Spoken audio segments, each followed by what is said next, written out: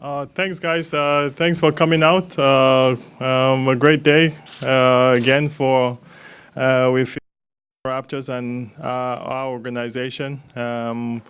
With the direction I think we're going, we're pleased to announce that we've come to an agreement with Coach Casey to be our coach for the next few years. We're very excited about this, to have Coach and his beautiful family here. Just a couple of things I wanted to touch on. When we try to build a program, and I know tons of questions when we came, and we wanted to establish a culture here that we feel will provide players, coaches, our organization an opportunity to win a championship one day. That's the ultimate goal, and winning has always been what we talk about. Culture has always been what we talk about, and Coach Casey has been a big leader for us, a great teacher, and just a great teammate for us to have in this organization. And we're extremely happy that we're moving forward with this. As a person, I'm not even going to even go there. I think one of the most wonderful persons that you can meet. I know we say this almost every other year or every year or whatever, but I keep saying it. It makes our work so much easier, so much better. And lastly, with the direction of our team, I think we have gotten better. And I think Coach Casey has really done a great job with this, making not only our culture but our players better, and we appreciate that. There's plenty of work to be done, so we celebrate today with Coach Casey and congratulate him, and we're happy he's a big part of our organization going forward. So thank you, Coach. Thank you, Masai. Well, I'd like to say, it seems like just yesterday I've been seeing all you guys here between games in the playoffs, and I'm really excited, energized. As I told Masai the other day, nothing changes. We just, continue what we've started. Masai has been a great partner, great teammate. He and Jeff and the whole front office, Bobby. We couldn't ask for a better group, better teammates to build our program and our culture, and that's what it's about. From day one Masai got here, it's been an effort to continue to work toward a championship program, a championship culture, a championship a way of doing things, and Masai has brought that. We've continued that, and we're closer. And this year was a sign of it wasn't the finished product, but it was a step toward where we want to go. We're not there yet, as Masai said. There's work still to be done, improvement in a lot of areas, improvement from coaching, playing, all areas that we can get better in. And we've already started going toward that goal and that type of thing. And I just want to recognize my lovely wife, Brenda, my son, Zachary, and my daughter, Justine, and a lot of things we do in coaching and in front office and business, we kind of, we ignore your families a little bit for those months that we're working. And without her support, her help, she's a former player and knows the game a little bit, not a lot, but a little bit, enough to be dangerous. My daughter's playing now, my son's playing, so they're great partners for me, in tough times and good times. So, but again, I want to thank Masai and the ownership, Mr. Tannenbaum, Mr. Cope, and Rogers, for the confidence they've shown in myself and our staff going forward to continue our quest. And again, it's a work in progress.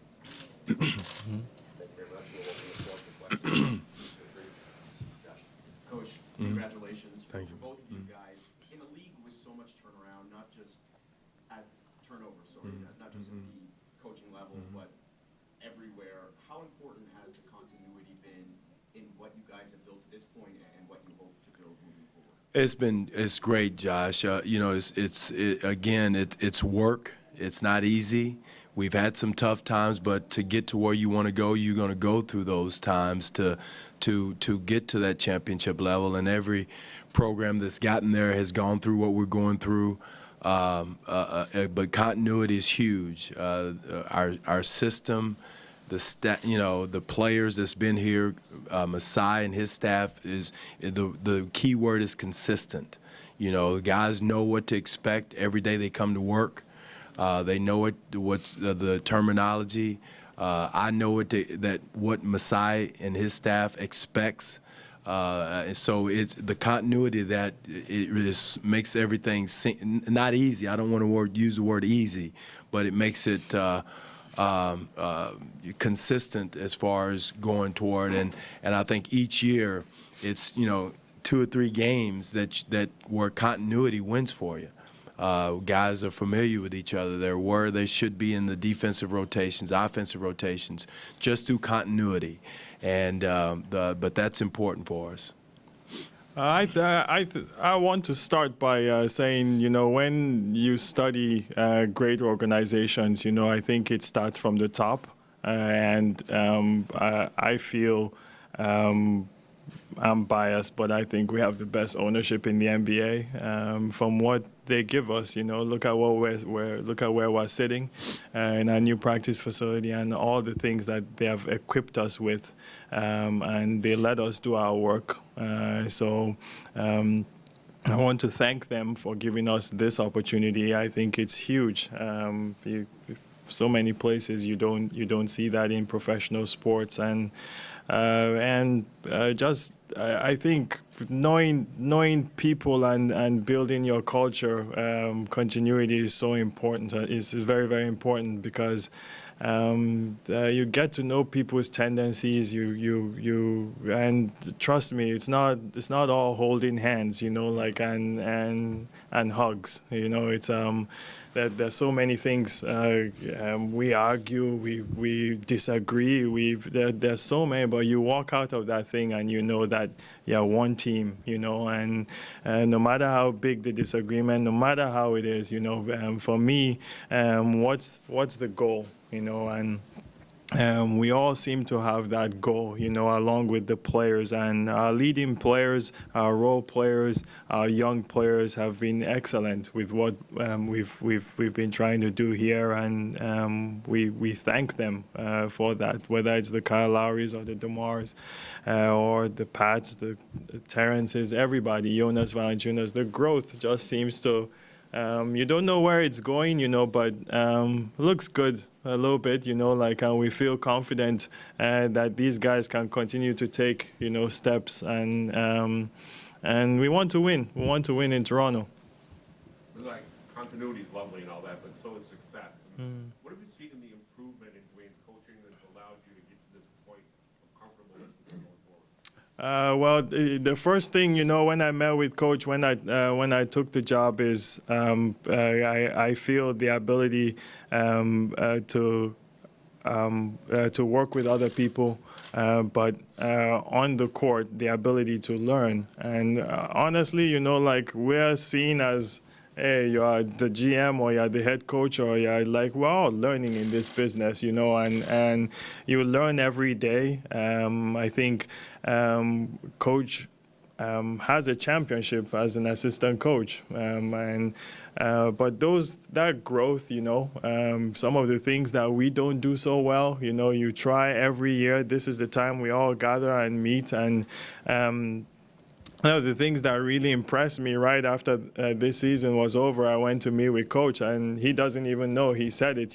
but he talked about some of the things that, right away, instead of celebrating what we're doing, which in his personality he doesn't, I don't either, and I think I think it's a good thing. He talked about the things that we need to get better at. Like, this is right away, when the run was over, and we started counting these things, and there are a lot, there are things that we need to work on, and I love that, it's getting better, because yeah, you can say you can bring this person that has won, you can bring this, you can do this, you can do that. There are no guarantees because in this business and in professional sports, it takes all parts to fit. And right now we're trying to put those little parts together. We're trying to put the big parts together. Coach Casey is a big part of it. When you talked about wanting self-improvement each summer, where do you think your next step is? Well, Doug, it's funny you said, and Masai said the same thing. I've been around a lot of coaches. Coach Joe B. Hall at Kentucky. Coach at that time was probably in his late 50s, early 60s. Head coach at and he was always talking about learning and picking European coaches, and that's before Europe became in vogue. Picking their coaches, bringing European coaches over, talking to high school coaches. And I was a young coach at that time, and I'm wondering why is he should know everything. But there's no coach that I've been with, work with, that has all the answers. We're continually learning. Once you stop learning, you might as well retire, because there's always something new under the sun. The game is always evolving. You've seen it, Doug, how the game has changed over the last 10 years. I would say at least 5 years. The game has changed. Now we have shooting fives. Now we got to figure out a way how to stop that. The league is becoming smaller. So there's always room to continue to improve, to learn. I've got to learn as far as, to how to combat small lineups, how to defend small lineups, how to find a way to use Jonas Valanciunas as a big against small lineups. I thought we got better this year. I thought Bismack helped tremendously in that situation, but Jonas has got to learn.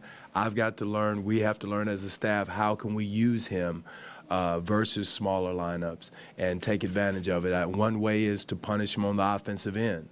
And so it's always you trying to learn to evolve as a coach, Doug, and mainly to keep up with the game, how the game is changing, and how the NBA game is evolving. When you first came here, what did people tell you about what it would be like to coach here? What was your impression of Toronto and the sports city, and how do you feel about it now? And what do you tell people? Well, again, everyone says it's a foreign country. To me, it's just like Chicago, New York, L.A., Seattle. It's like any North American city. They talked about the problems at the customs. There's no issues. Rachel, and the thing about it is, it's so much like every NBA city that we're in, and it's something that my family and we all love it. Once players are here, they love it. Once they get here, so it's a great basketball, great sports city. So we have come to love the city of Toronto, the country of Canada, and that's what you get accustomed to. You become proud of, hey, we're leading a charge not only for Toronto, but for the country of Canada, and that's something I know our players have grown to love, to embrace. The culture, and again, it's no different than any other NBA city. And the key, I think Masai said it, and Doug said it, it's about winning. When you win, everybody loves you, and everybody loves the Raptors now, and that's what we want to continue to do till we get the ultimate prize. Dwane, you talked a lot this playoff run about the players having to learn the process of playing playoff basketball. Did you learn things yourself this season? Well, again, yes, you always do, Scott. I think I learned the pressures, the rhythm of a playoff run, the playoff series, the adjustments you have to make. I thought we as a staff got better at making adjustments. Adjustments can be as subtle as foot positions on the wing. I think I talked about that. Adjustments as far as, having the confidence to play Bismack over Jonas, even when Jonas was healthy, was a huge. It gave us an opportunity. So those, I think, adjustments come when you have confidence in the guys you have, and we had the utmost confidence from 1 through 15. Masai and the staff did a great job of providing playoff-ready players in Bismack, and Corey was huge. the young players. Norm Powell was found out he was playoff ready. So it's easier to make those adjustments when you have that at your disposal. And the players had demonstrated throughout the year that they were ready to play playoff basketball, and they proved it. And so I learned a lot as far as myself. I think the players learned the pressures of playoff basketball. No disrespect, not to listen and read too much in the media what's being said, because one day you're the statue, and the next day you're the pigeon. So, you know, you learn that the first time you go through, and the further we got was new territory for a lot of our players. Did you have to go against sort of your own instincts a little bit with some of that stuff you mentioned? I did. I really did, because, you know, again, my instincts against Indiana was not to play Norm Powell. But the young man just grew and grew and grew. And, you know, I don't care if you're a rookie, second-year, third-year guy, you know, he proved the fact that he was ready to play in the playoffs. And my first instinct said, you know, no, but then I went against my instinct, and it was right. Again, our coaching staff had worked with him so well this year, had him ready. The 905 experience that he had was huge, because if he had just been sitting on the end of the bench and thrown into a playoff situation, I don't think he would have been ready. But his play and his development with the 905, with Jesse and the group of coaches down there, did a great job of having all of our young guys ready when they were called upon. Dwane, I think you mentioned earlier wanting to sit down going over to Europe again this summer. Can you take us into Well, I haven't even had a chance to talk to Masai about that, and not about the trip over there, you know. But we're bringing, you know, we're going to try to get a coach to come over and spend some time with us in summer league. Not really to coach the summer league, but to pick his brain about drills.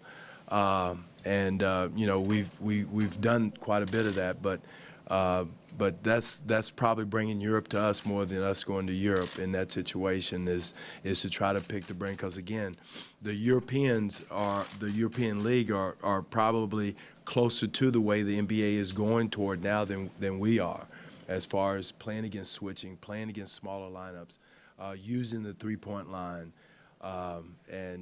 So, you know, again, we're going to utilize the resources we have as far as picking their brains and just getting ideas. It may be just something small, Michael, but to find out. another visit to the Seahawks camp? Going to probably do that again. We you know, Masai lets us, and that's another thing. Masai has never said no to retreats and to getting better, resources to getting better. So we'll have a coaches retreat again this year, and if it's in Seattle, we'll definitely go and pick Coach Carroll's mind. He was nice enough to let us sit in on their coaches meetings, and we stole some things from their approach, from the way they approach film, the way they approach their team meetings. So, you know, hopefully we can do that again this year. Speaking of staffs, is there anything up with yours? With staffs? Well, With who? with our staff. Oh, Right. my staff or his staff? Yeah, they're trying to steal people from his staff too. Yeah, my staff better be where they're at. Now, you know, when you win is difficult, you know, but we embrace it, you know, like that means that we're doing something good. And there are a couple of teams that have shown interest in our assistant coaches, and Rex Clayman, we know for sure, is coming back. Just doing finishing touches, and then Andy and Nick were hoping to get back. You know, like we've been talking to them daily, and Stack also. I think we're definitely getting back, and I don't know if we're getting Jama and Jamal back. Oh, they're here. I guess we are.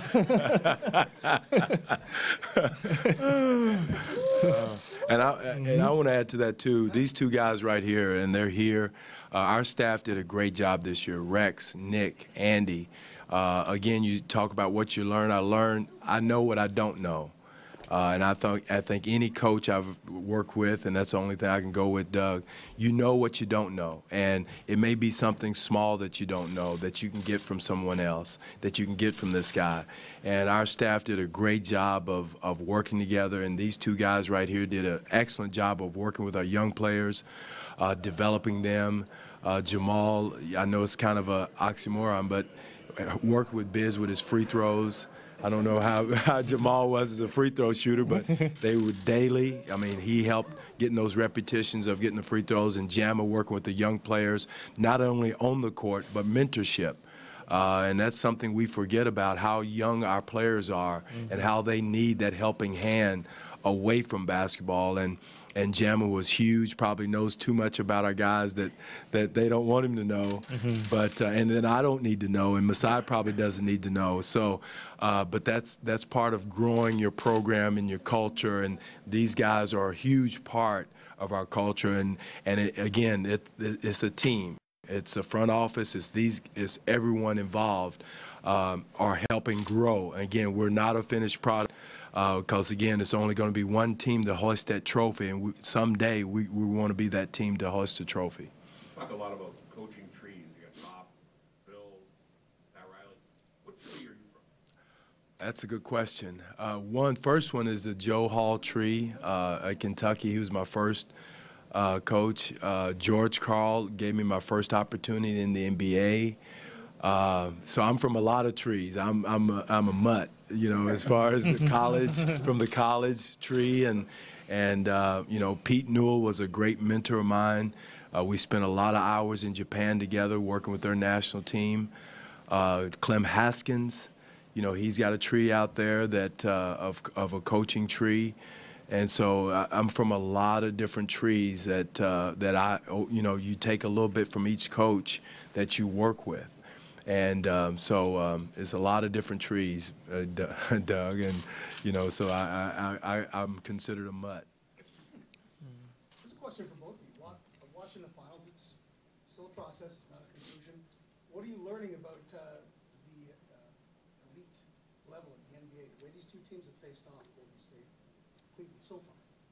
Any surprises? Maybe I should let a basketball person answer the question first. You know, it's interesting to watch. You know, those teams are such a high level. The one thing I always say, you know, and every single playoff game, you know, from the little bit of past experience and then this experience, especially this year, they're all different, you know, like they're all completely different. So you could say, you know, like what you've seen so far, how is it going to be tomorrow? Completely different, maybe, you know, and it's the highest level. It's intensity. It's just incredible, like the passion and just everything, you know, like every part of the game. It's the intensity is so high. So it's just interesting to watch. You don't know where to press the button now, but I'll leave the expert. Right. Well, the one thing, and Masai just said it, the intensity level is high. You can get beat by 2, you can get beat by 10, you can get beat by 30. It doesn't matter. The next game is a different story, a different theme, a different player may step up. You're seeing Golden State right now. It's not, you know, Curry and Klay Thompson are playing well. But it's the role players that have really stepped up, the Sean Livingstons, the Draymond Greens. I wouldn't call him a role player, but, you know, those guys, because Cleveland has decided to take away something. It's like us in our first game against Cleveland. You know, it was, you talking about learning, we learned. We were taking away their 3, and they killed us in the paint. Then we made adjustments to take away the paint. They didn't find their 3-point shot until Game 6, our last game. So, again, Game 5 and 6. So, you know, you decide to take away something, you give up something else, and that's what you see. And it's a chess match between each game. And I don't pay any attention to how badly Cleveland's gotten beaten in these last couple of games because, again, in Cleveland, it's going to be a different story. Yeah, you love the game as a fan. I think as competitors, I'm kind of a hater, you know. So I'll be honest, you know, like it's not. I don't enjoy watching it sometimes, you know, like because you're a competitor and. But as a fan of the game, you know, like it's great to see for our league, which I feel is the best league in the world. Any other questions? Who takes credit for the PA day, for the kids being out? Oh yeah, no, I know. Mom does. Mom does, Eric. So. Thank you very much. All right, thank you. Thanks, guys.